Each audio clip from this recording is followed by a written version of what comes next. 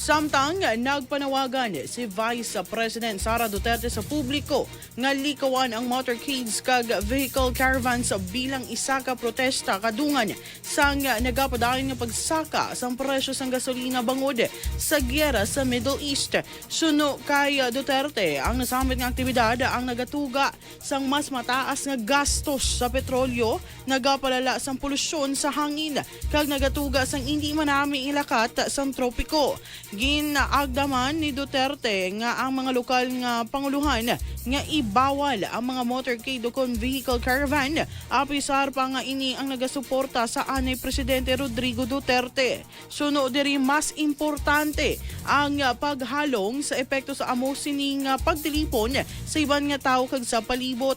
Abiso niya magapangita sang alternatibo nga pamaagi sa pagtilipon nga hindi makaapekto sa iban. Ilabi na nga ginalauman nga mas masaka ang presyo sa produktong petrolyo sa madason nga simana.